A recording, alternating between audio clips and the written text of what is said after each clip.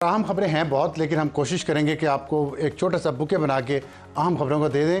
سب سے اہم خبر یہ ہے کہ سید عباس اراغچی جو وزیر خارجہ ایران کے، انہوں نے اعلان کیا ہے کہ آبنائے ہرمز کو فوری طور پر کھول دیا گیا ہے، کیونکہ لبنان میں جنگ بندی ہو چکی ہے اور اب اس پہ بالکل ہر قسم کی ٹریفک کے لیے، ہر قسم کی میری ٹائم جو وہاں پہ ٹریفک ہے اس کے لیے کھل گئی ہے، اور اس کا شکریہ ادا کیا ہے پریزیڈنٹ ٹرمپ نے۔ انہوں نے ٹروتھ سوشل پہ پوسٹ کیا، اس میں انہوں نے کہا ہے کہ Iran has announced that the Strait of Hormuz fully open and ready for full passage. Thank you, یہ تھینک یو انہوں نے کس کو کہا ہے؟ تھینک یو انہوں نے کہا ہے فیلڈ مارشل عاصم منیر کو، جو ایران کے دورے پہ ہیں، اور اس وقت جتنی بھی بیہائنڈ دا سین ڈسکشنز ہو رہی ہیں، جو نیگوسیشنز ہو رہی ہیں، جو ڈیل پہ باتیں ہو رہی ہیں، وہ عاصم منیر صاحب کی وہاں موجودگی کی وجہ سے ہو رہی ہیں۔ ان کی وہاں موجودگی کے دوران لبنان کی جنگ بندی ہوئی، موجودگی کے دوران آبنائے ہرمز کھلی ہے، اور پریزیڈنٹ ٹرمپ نے یہ بیان دیا۔ اس کے ساتھ ساتھ خبر آئی ہے کہ ایکسیوس امریکن بہت بڑی کمپنی ہے، نیوز آرگنائزیشن ہے، اس نے کہا ہے کہ امریکہ نے $20 بلین کیش ایران کو دینے کا فیصلہ کیا ہے، جو کہ یورینیم انرچڈ یورینیم جو ایران میں پڑا ہے اس کو لینے کے بدلے میں۔ تو یہ بھی بات اب آپ سمجھ رہے ہیں کس کس ایشوز پہ بات ہو رہی ہے۔ اس وقت فیلڈ مارشل عاصم منیر ایران میں موجود ہیں، اور اس کے ساتھ آپ کو بڑی اہم خبر یہ بتائیں کہ یہ جو ڈیولپمنٹس ہو رہی ہیں، ڈیل جو فائنل ہو رہی ہے، جو ہماری آج کی ٹاپ سٹوری بھی ہوگی، اس کے مطابق اس کی وجہ سے تیل کی قیمتیں نیچے آنا شروع ہو گئی ہیں، اور اس وقت انٹرنیشنل مارکیٹ میں آئل پرائسز گر چکی ہیں۔ اور اس کے ساتھ ساتھ ہم آپ کو یہ بھی بتا دیں کہ رائٹرز نے ہماری اس خبر کی آج پھر تصدیق کر دی ہے، جس میں یہ تھا کہ پاکستان کے فائٹر جیٹس نے ایران کے وفد کو پروٹیکشن دی اپنے حفاظتی حصار میں، ایران سے لے کے یہاں آئے اور یہاں سے لے کے واپس ایران گئے۔ ہماری آج کی ٹاپ سٹوری کا ڈیل فائنل، ایران امریکہ ڈیل فائنل ہونے میں کیا کیا عناصر اس کی رکاوٹ تھے، اس پہ بات کریں گے۔ ہمیں جوائن کیا ہے خالد المعینہ صاحب، سعودی صحافی ہیں، تجزیہ کار ہیں، جدہ سے انہوں نے ہمیں جوائن کیا ہے، اور واشنگٹن ڈی سی سے گیتی آرا انیس نے ہمیں جوائن کیا، ماہر ہیں بین الاقوامی امور کی اور سینئر جرنلسٹ بھی ہیں۔ خالد صاحب، میں آپ سے بات کا آغاز کرنا چاہتا ہوں کہ پاکستان کے پرائم منسٹر شہباز شریف، deputy prime minister Ishaq Dar ابھی سعودی عربیہ کے دورے پہ تھے، پھر قطر گئے، وہاں سے ترکیہ گئے۔ یہ فرمائیے گا، یہ جو اس وقت سچویشن چل رہی ہے جس میں ڈیل کے فائنل ہونے کی بات ہو رہی ہے ایران اور امریکہ کے درمیان، اور پوسٹ وار سچویشن اور اسٹریٹجک الائنسز ڈسکس ہو رہے ہیں، اس میں یہ دورہ کتنا اہم ہے وزیر اعظم پاکستان کا سعودی عربیہ کا؟ فرسٹ آف آل دونوں ملک کے کافی بڑا دور ہے، یعنی سعودی عربیہ واز موسٹ افیکٹڈ، جیسے آپ جانتے ہیں جب یہ ہنگامہ شروع ہوا اور attack on Iran by U S A and of course ان کے ماسٹر اسرائیل، تو پورے ریجن میں افیکٹ ہوا۔ سعودی عرب نے بہت کوشش کیا یہ جنگ نہ ہو، نہ کوئی ٹینشن ہو، لیکن انفارچونیٹلی ڈیورنگ دی ان کے جو نیگوسیشنز ہو رہے تھے عمان کے ساتھ، عمان انٹرمیڈیٹری تھا، یہ ہو گئے۔ Now that is history.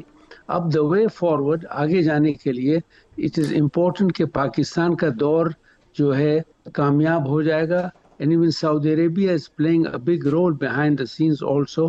جیسے آپ نے دیکھا ہے کہ یہ لبنان کے اور اسرائیل کی جو سیز فائر میں یہاں کے کافی بڑا کردار تھا۔ So I think it will go ahead, لیکن دونوں سائڈس امریکن اینڈ آپ کے یہ Iran, they should also be flexible. ایک ضدی ہے، ایک کوشش کر رہا کہ ہم ورلڈ پاور ہیں، nobody is a world power these days, تو لیٹس ہوپ اینڈ پرے۔ لیکن دونوں کا جو کردار ہے، دونوں جو کر رہے ہیں، I think it's very commendable. آپ نے ابھی فرمایا جو ایران کے حوالے سے اور ریجن کے حوالے سے، سعودی عرب کا بھی آپ نے ذکر کیا، بیہائنڈ دا سین بہت اچھا رول پلے کر رہا ہے، اور ہم نے دیکھا کہ سعودی عرب نے اور وہاں کے حکمرانوں نے بہت صبر کا مظاہرہ کیا اس جنگ کے دوران، جو ایران پہ جوابی حملہ نہیں کیا، جس سے یہ جنگ محدود رہی ہے۔ ایک تو اس پہ تھوڑا فرمائیں، اور دوسرا یہ کہ سعودی عرب اور ایران کے وزرائے خارجہ کی بات ہوئی ہے کل، تو آپ سمجھتے ہیں کہ جو پوسٹ وار سینیریو ہے اس میں عالم اسلام کے درمیان جو ایک کشمکش ہے دونوں مسالک کی وجہ سے، وہ اس میں کمی آئے گی, بہتری آئے گی, اور اب بہتر طریقے سے مسلمان ممالک آپس میں رہ سکیں گے جنگ کے بعد؟ میرے خیال میں جو ہوا ہے یہاں, ایک تو سعودی عرب نے کافی ریسٹرینٹ رکھا. جب یعنی انفارچونیٹلی وہ لوور گلف اسٹیٹس میں انہوں نے بام پھینکا, میسائلز پھینکے, لیکن انفارچونیٹلی سعودی عرب میں جب پھینکا انہوں نے کہا کہ یہ امریکن اونڈ ہے. میں آپ کو یہ بتاتا ہوں, Aramco and all oil installations are totally 100% owned by Saudis, managed by Saudis. نہ کوئی وہاں گورے ہیں نہ کوئی یہ ہیں باہر کے لوگ. That was a big mistake Iran نے کیا. ایران اور سعودی عربیہ کے درمیان لاسٹ 2-3 ایئرس سے سعودی انیشیٹو میں ایمبیسی کھل گئی. پھر یہاں سے ڈیفنس منسٹر گئے, خامنائی سے ملے, لوگ جا رہے ہیں حج کے جو فیسلٹیز کر رہے ہیں ایرانیوں کے لیے. And I am speaking to you as an analyst, کافی اپروچز بلڈنگ بریجز کے پروگرامز تھے. یہ جو ہوا گڑبڑ اور انہوں نے سعودی عربیہ کو انوالو کیا, اٹ واز ویری بیڈ. اور ریسٹرینٹ لوگ کہہ رہے تھے کہ یہ ویک ہیں, کمزور ہے. It was not because of کمزوری. خدا نہ خواستہ اگر سعودی عرب جنگ میں آ جاتا تو دوسرے اسٹیٹس بھی آ جاتے تھے. تو لارجر گڈ کے لیے یہ سعودی عرب نے روکا اور کوشش کر رہے ہیں. بالکل. میں خالد صاحب آپ کی دوبارہ آتا ہوں, میں ایک سوال بہت ضروری ہے, لیکن گیتیارہ یہ فرمائیے گا کہ آپ نے ابھی دیکھا ہے کہ آپ نے ہرمز کھل گئی, ایک بڑی بنیادی شرط تھی پریزیڈنٹ ٹرمپ کی, اور دوسری طرف لبنان میں جنگ بندی بھی ہو گئی ہے جس پہ خالد صاحب نے ابھی بتایا کہ سعودی عرب کا بڑا اہم رول ہے اور پاکستان کا بھی ہے.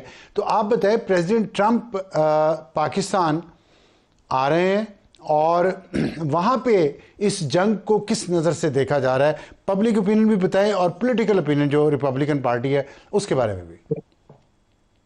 جی ابصار صاحب, یہ جو جنگ ہے یہ اس کا تو نام ہی جو یہاں پہ لیا جاتا ہے وہ یہی ہے کہ ایک ان نیسیسری اور وار آف چوزنگ ہے. یہ امریکنز کی جو میجورٹی ہے وہ یہ سمجھتی ہے کہ امریکہ کا کوئی تعلق نہیں تھا اس جنگ سے, ہمیں کسی قسم کا تھریٹ ہی نہیں تھا.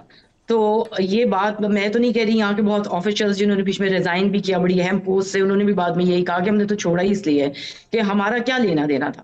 تو یہ ایک بالکل ڈیولپ ہوا ہوا ایک نیریٹو یہاں پر امریکنز کی بہت بڑی تعداد یہ سمجھتی ہے کہ اس وقت اس کو ایک تو شروع ہی نہیں کرنا چاہیے تھا اس جنگ کو ایران کے ساتھ. یہ ایک حماقت تھی, یہ بہت پہلے سے کہا جا رہا ہے. اور میں نہیں کہہ رہی کہ تو ہلری کلنٹن میں آن ریکارڈ بھی کہہ چکی ہیں کہ دیکھیں یہ تو ہر سال ہی آ جاتے ہیں جب بھی کوئی نیا صدر آتا ہے اسرائیل سے اٹھ کے کہ جی آپ چلیں چلیں چلیں جنگ کریں, وہاں پہ ہم نہیں جاتے.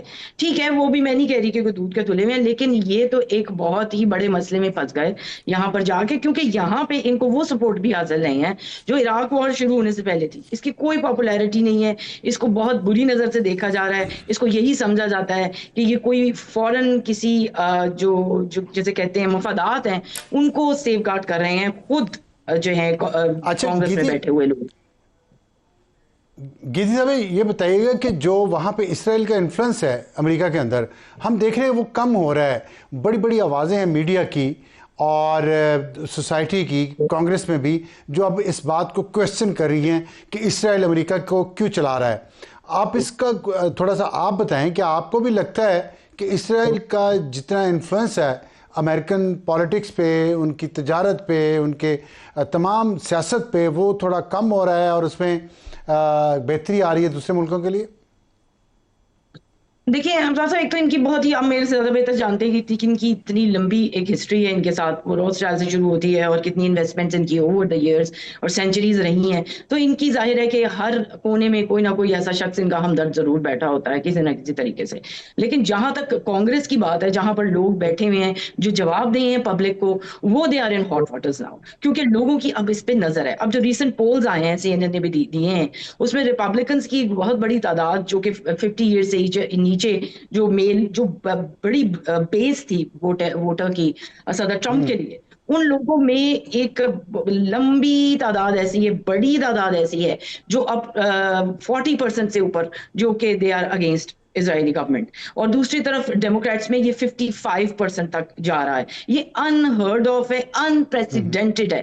اور یہاں پر لوگ عام اب کوشچن کرتے ہیں کہ بھائی ہم اپنی گورنمنٹ کو گالیاں دے سکتے ہیں, ہم برا بھلا کہہ سکتے ہیں اپنے صدر کو, لیکن ایک فورن گورنمنٹ ہے جس پہ اگر آپ تنقید بھی کر دیں تو آپ کینسل ہو جاتے ہیں, آپ کو نوکری سے ہاتھ دھونے پڑتے ہیں, آپ کو ہاتھ جوڑنے پڑتے ہیں ٹی وی پہ آ کے. تو یہ کس قسم کا جبر ہے جس میں آپ نے امریکنز کو جکڑ رکھا ہے؟ یہ ایک ویکننگ ہے باقاعدہ, اور ایک ویو ہے پوری جو نظر آ رہی ہے امریکہ میں اس وقت. آپ یہ دیکھیں کہ ابھی حالت یہ ہے کہ جو ڈیموکریٹس اپنے آپ کو تیار کر رہے ہیں 2028 کے الیکشنز کے لیے, انہیں یہ لگ رہا ہے, آن ریکارڈ ہے, کہ اگر ہم نے اپنی الائنس یہی رکھی کہ ہمارے لیے اسرائیل بہت امپورٹنٹ ہے, then we'll lose the campaign and we'll lose the election. تو یہ وہ باتیں نہیں ہیں کہ پہلے ان کا آشیرواد ضروری تھا, اس وقت ان سے ڈسٹنس ضروری ہے. ٹھیک ہے خالد صاحب, یہ فرمائیے گا کہ جو سعودی عرب اور ایران کے درمیان رابطہ ہوا ہے ہائی لیول, اس سے آنے والے دنوں میں یہ خطے پہ کیا اثرات مرتب ہوں گے اس کے؟